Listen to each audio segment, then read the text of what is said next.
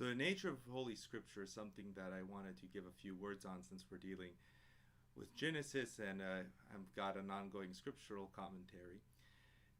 And I go back to something that I referenced on my video on icons, which is this hymn from the Divine Liturgy, Raza Kadisha, for the Feast of the Cross. And I'm going to read the hymn again. Thy church, O our Savior, beareth a treasure in heavenly riches, and the mysteries and symbols that thou hast bestowed her.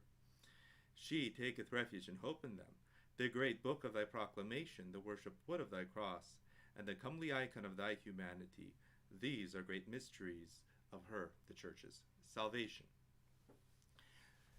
So with icons, we dealt with how icons, especially the icon of Christ, they show the incarnation. They demonstrate our faith in the incarnation. And I wanted to think as icons. Think of icons when we think of the Holy Scriptures, because number one, the question is, what is the Bible? What are the Holy Scriptures? And the Holy Scriptures are not a book of truth that Christians have on their bookcase and they put on a desk and they read and study to find out truth. That's like a legal manual. It's much more deep than that, because I think if we're thinking in that vein, we've got a problem with our definition of truth. I like Plato's old definition of truth. Truth has to be something that does not confine itself to time or space. Truth has to be eternal, and it has to not be something that can be confined. It has to be true not just in one place, but every place. Not only at one time, but across time and outside of time. Right? So truth is something that has to have that eternal quality. So using that concept of truth, there's only one logos, one miltha, one ratio, reason that makes sense as truth. It's Jesus Christ, the Word of God. Why is he the Word of God? Because he's God's truth that's eternal. And he's outside of time. And yet he was incarnate inside of time. So he's accessible to us. That is the truth. That's why he says, I am the truth, the way, and the life. And so what we have in Scripture are words that are there by divine inspiration and human effort, and whose purpose it is to lead us to the one who is truth. They are not truth in of themselves, because they're temporal.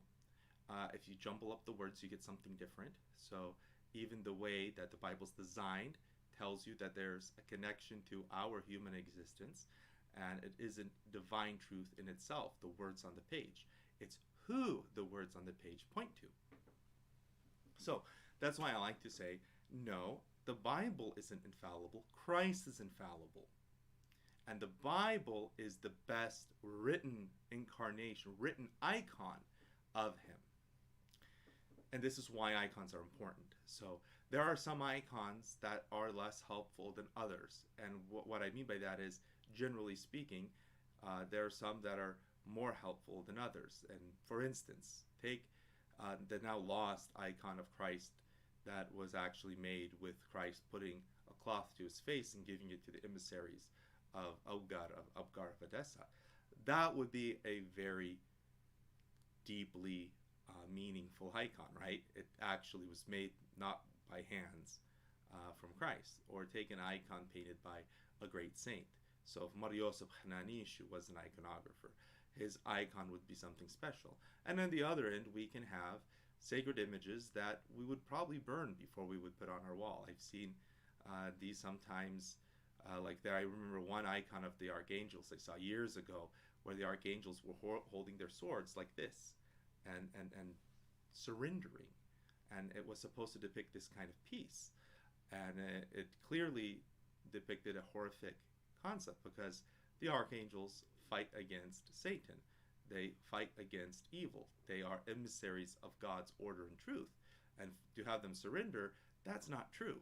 And yet, it's still representative of the Archangel Michael. I mean, if my 4-year-old drew a stick figure and said, this is Mar Yosef Hananishu, I wouldn't have a problem with her putting it on the wall and venerating it as Mar Yosef. And I'd have difficulty to do something other than treat it as a sacred object, because she's already used it representatively. It's drawn her closer to not just Mar Yosef, but to Christ. And therefore, it serves in that purpose. Well, the scriptures are like that. The words there are imagistic. They have visions in them, and those visions, like icons, draw us towards God. And this is another level I want to talk about the scriptures. As you read the Bible, you'll notice that there are parts of the Bible that are visions and words. The paradise of Eden, Cain and Abel, the Tower of Babel, Pharaoh, Egypt crossing the Red Sea, Christ on the mount, Christ in the boat speaking to the multitudes, the cross, the empty tomb. These are all things that you can close your eyes, and if you've got a bit of a image-oriented thinking process, you have an image of them. They're very imagistic, and these are things that depict truth. There's also parts of the Bible that are very logical, very much in argument, very much with the kinds of words that you can't easily imagine. Most of the time, that's when the Bible's correcting an error. You know, when St. Paul is upset with something some community's doing, he will use rational argument. He uses logical argument. But when the Bible gives us truth, it usually draws a picture. So, man and woman, Adam and Eve, in the garden.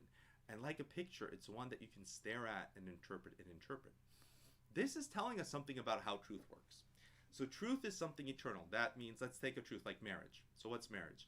Man and a woman, they come in the image and likeness of God.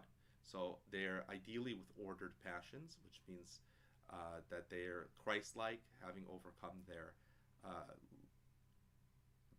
human weaknesses. They've transfixed those and transfigured those, which of course I'm talking about an unrealistic reality or unrealistic ideal. And I'm doing that on purpose. And they come and they conceive a child, and then the child is raised to reflect the glory of God. And in their raising of the child, you know, the child is going to open up all kinds of cans of chaos and disorder, and they teach the child to bring that disorder into order. They teach that child to be very courageous with his sins and come right up to mommy or daddy and tell them what he did wrong, and they bring order to his chaos because they're perfectly ordered emotionally, right? Perfectly. Like, this is the ideal. And it's an unrealistic ideal, which is fine, because then the question becomes, well, what about me and my marriage? Well, can you participate in that ideal? You know, do you want to have children? Are you a man and a woman? Are you both striving to overcome your passions? Are you both wanting to lessen yourselves that Christ may increase in you? Do you want to decrease that Christ may increase? Do you perform acts to lessen the sinful passions in yourself? Do you take opportunities when your spouse needs something from you or demands you to self-sacrifice for not just your own salvation, but for their salvation? You know, are you participating in the ideals that are in that holy image? Right? So St. Paul gives us an image of marriage. That doesn't mean that that's how we experience marriage. It's that our experience of marriage is drawing its meaning from there. Just like Christ risen from the tomb, you know, Christ dying for our salvation, this is the icon of humanity.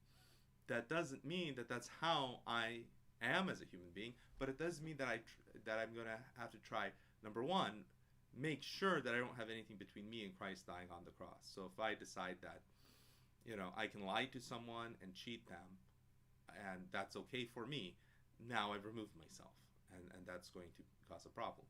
You know, I'm not going to participate in that truth. But if I'm going to go and confess that, you know, make restitution, ask forgiveness, and then I'm going to try a path of humility and a path of trying to grow in Christ-likeness, I'm participating in that truth. Why am I saying this about the scriptures? Because the scriptures are not truth in themselves. They are words arranged to draw us in towards the truth. But because of that, for the same reason that once you put paint on a board in an image of Christ, this becomes a sacred representation of Christ, and praying before it draws you closer to Christ. When you have the Holy Gospels, and well, even traditionally, you've got Holy Gospels as a liturgical book, those words draw you towards Christ as words, but they draw you in towards He who is the truth. So the truth isn't in the words, it's in the one that is illuminating them. That also leads us to how are scriptures encountered. Scriptures are encountered primarily as liturgical texts. You first encounter the church and people praying in the church, trying to participate in He who is truth together. And you notice that in this space of theirs, in this church, there's a room up in the front, and there's a table, and it's the highest table, and it seems really important. And on it, there's a book that's enthroned, right? So church leaders would say, Cursiat Evangelium.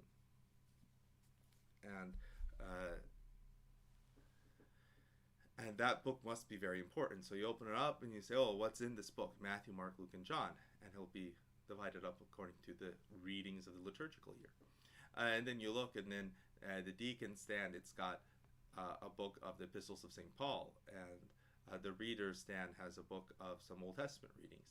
And then you can say, well, these are the books that are being read as divine truth in the congregation. So that's where you find the nucleus of Scripture.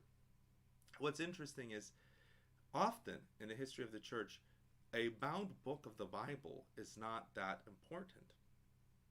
I mean, it's important for study, and it's important because the scriptures are important as a whole, but most Christians encountered scriptural truth in hearing, and that's exactly how you're supposed to.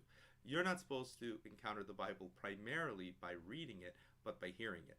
And the priest, he has the reading for that day. He has no control over which reading it is. He's got to read it. He's got to preach it according to how it's written.